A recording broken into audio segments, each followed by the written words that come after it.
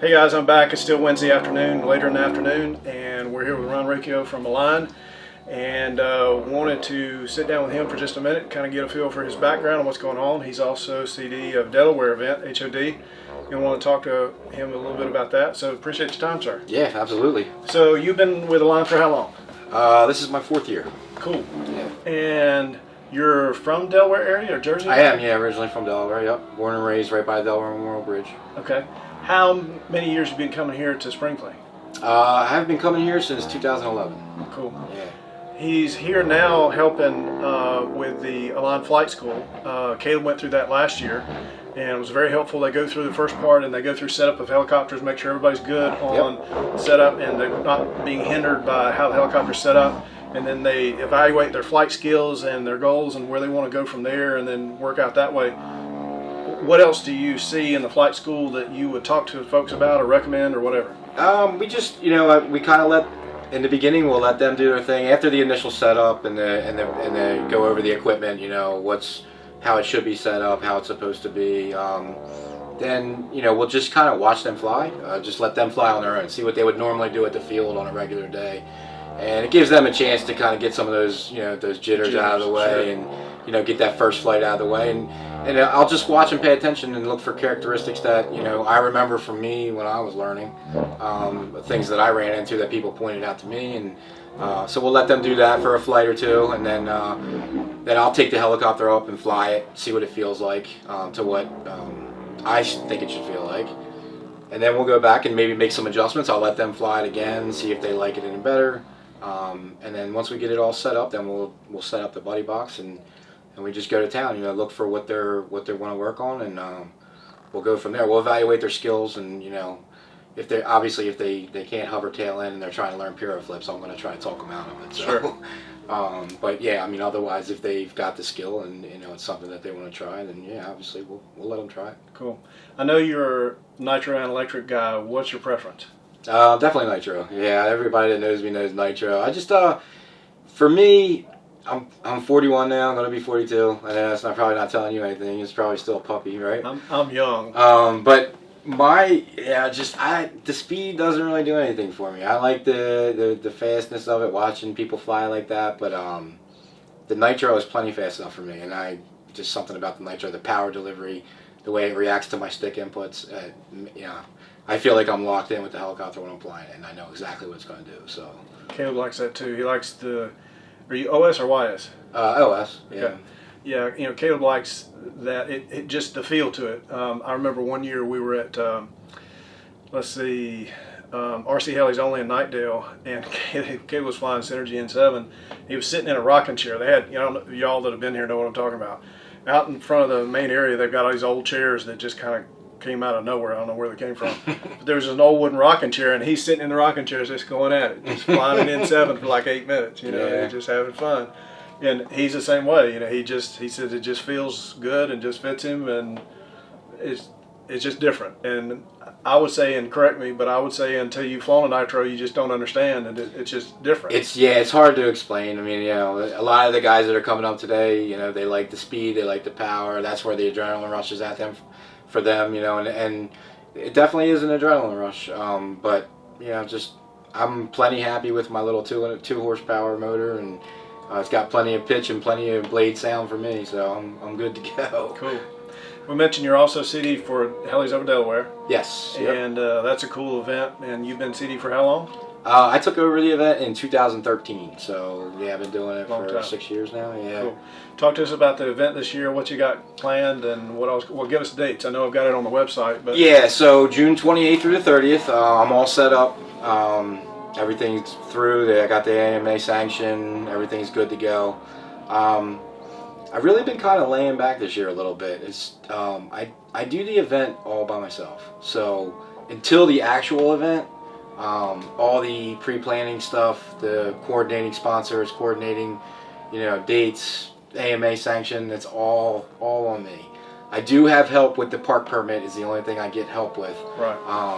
But T-shirts, all the logos on the T-shirts, I'm sure you know what goes into that, from having the store. So it's been a tiring act for me, but I just felt like I couldn't let it die because, it was such a staple and all the guys that I met across the Northeast to come to the event, and it's been great. I mean, it's been great for me.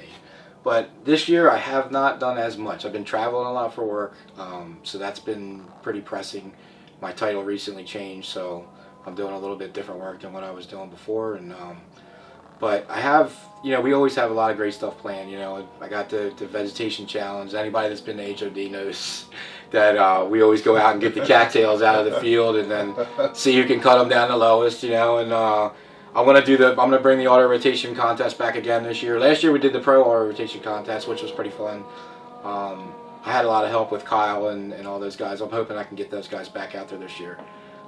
So yeah, we'll see how it goes down. I don't have a pro pilot list yet of people that are going to be there, but like last year I didn't have a pro pilot list up until like 2 weeks before the event, and everybody came. It was great. Yeah, and a ton of people came, and it was great. It's going to be hot. It always is.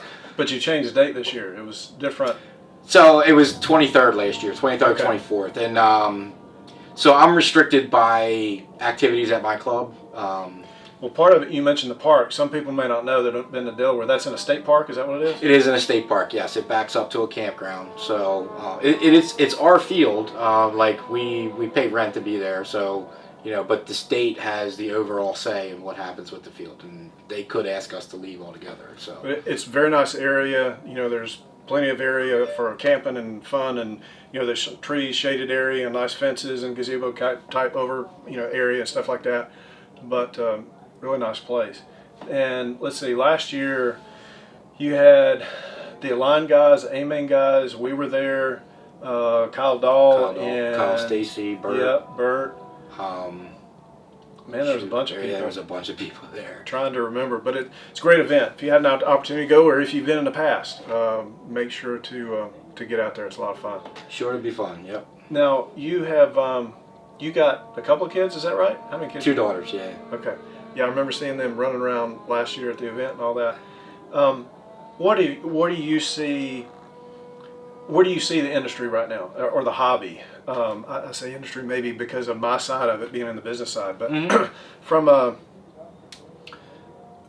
do you see the hobby stabilizing? Do you see it going down, going up, or what are you seeing in your opinion and where the hobby is right now? So it's definitely changed, and I think it's kind of stable right now. There's definitely, I mean, there's new competitors out there that are making helicopters. So obviously there's a calling for the equipment. Yep.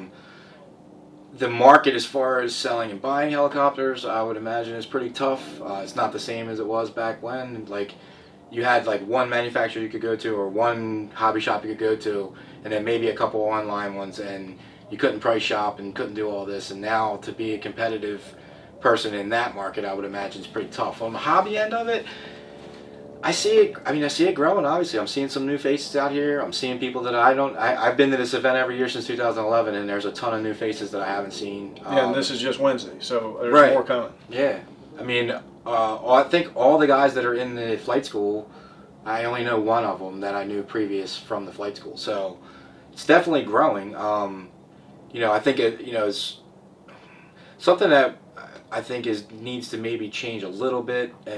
People are mostly friendly, but just to kind of welcome that, make that person not scared to fly to fun fly. I think like get them involved, and on the flight line, there's a bunch of pros and guys flying really hard, and it's great to watch and fun. And but to get those other guys involved, they're going to be the ones that are taking over in 5 years. That when we're all tired of flying and are done with it, or yeah, there's a guy that I invited up here that I hope is coming either Friday or Saturday, that lives down North Carolina way, that as far as I know has never been to a fun fly. Yeah. He's come to my shop multiple times.